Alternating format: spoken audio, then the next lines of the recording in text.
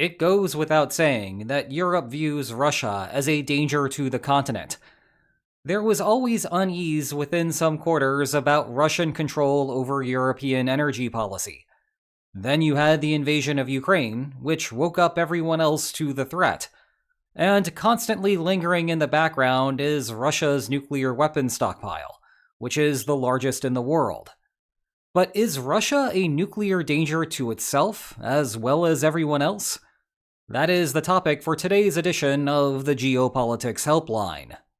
Most of the discussion surrounding Russia's nuclear weapons focus on use against Ukraine, Europe, or the United States. But what about Russia itself? How worried should we be about Russia becoming a failed state, and nuclear weapons either disappearing or being used in a civil war? Well, let's start with that spicy civil war part, since this is referencing my recent video on the likelihood that Russia breaks up after the war.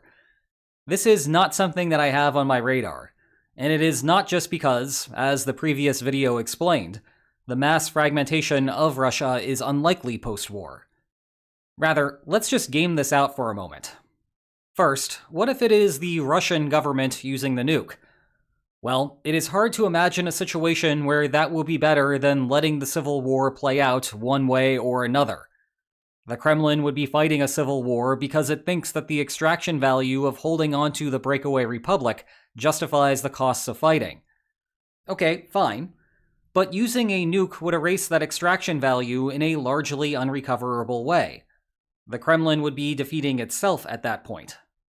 The only two ways that I could see this operating by a completely different logic are 1.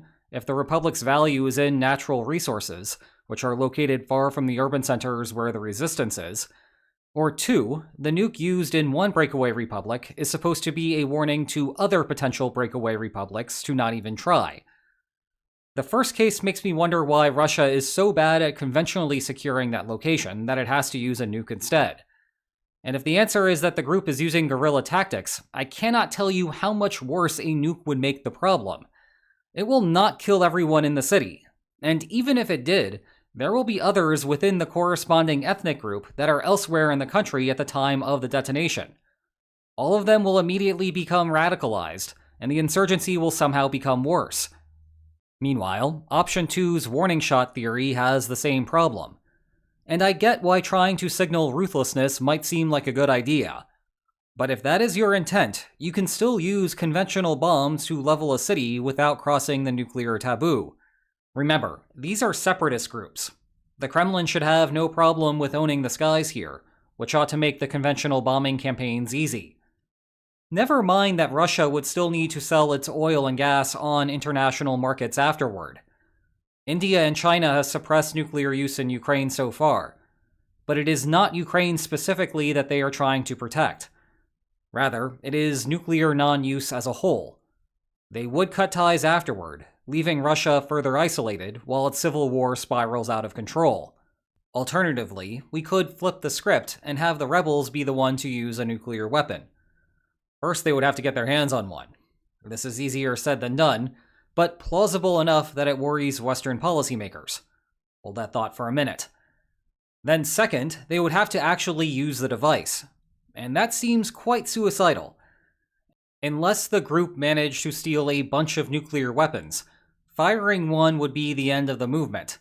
As much as I just said that the Kremlin nuking a republic would be a bad idea, I think that they would be past the point of caring if they had just been nuked themselves. The only way this could work is if the rebel group believes that it is about to lose conventionally, and therefore does not have much left to play for. Basically, the same story as when nuclear use is credible in interstate conflicts. But then this raises the problem of the rebel group needing to be able to defend that single nuclear weapon from preemptive Russian action, which would be very difficult to do. I do not think that these rebel groups are getting a 50% discount on nuclear submarines when they place their initial order for a loose nuclear weapon. So, in sum, a nuclear civil war does not even chart on the list of my personal concerns about the various different ways that the world could somehow get worse. Nonetheless, Russia's nuclear weapons were a source of concern during the Biden administration, and not just because of their possible direct use against Western interests. There were also reports that the United States was concerned about political instability inside of the Kremlin, largely because of what might happen to Russia's 5,000-ish nuclear weapons. The obvious problem is what happens if just one gets into the hands of a non-state actor, be it an insurgent group, a lone rogue militant, or a black market salesman looking to sell to another country.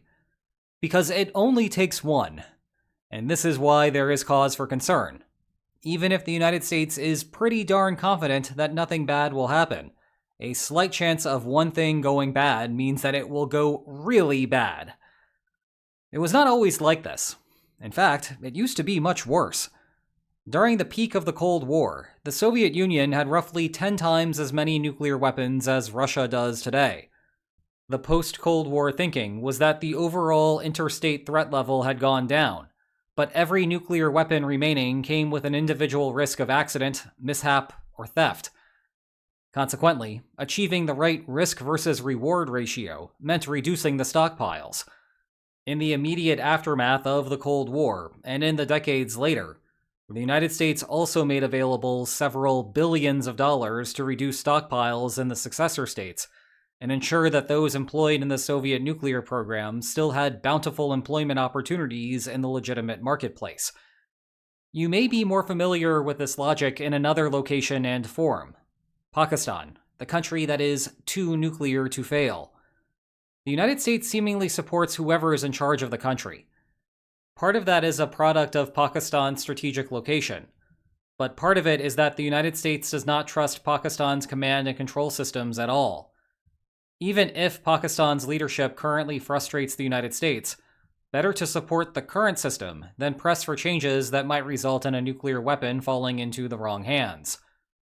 Okay, we could stop the conversation there, proud that we have learned something interesting about how nuclear politics work. But we should address a couple of meta questions that naturally arise when we think about the broader strategic interactions. Point 1 is post-proliferation. We normally think about nuclear weapons as providing value through straightforward military coercion. They are very destructive and scare opponents into submission. But clearly, loose nuclear weapons are useful for obtaining concessions as well. Now, whether that translates into governments intentionally limiting command and control to create mutually assured chaos is unclear, because the chaos indeed runs both ways. Obviously, Russia is aware of this incentive, as the idea has a public discourse dating back years. And it might seem that the Kremlin does not intentionally try to exacerbate the problem.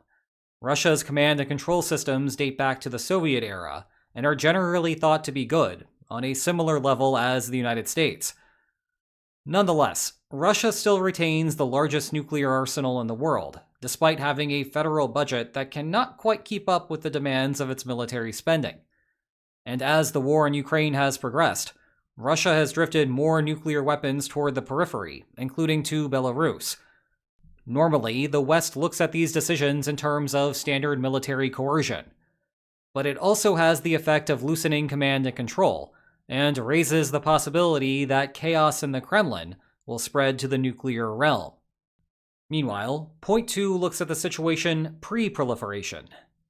Given that discussion, you might think that worse command and control leads to a higher potential risk of a nuclear weapon getting loose.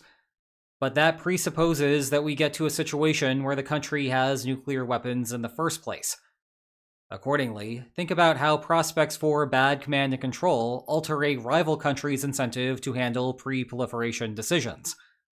Proliferation itself is a bargaining problem. Nuclear weapons are born when an opponent fails to provide sufficient concessions to obviate the need to build a nuclear deterrent.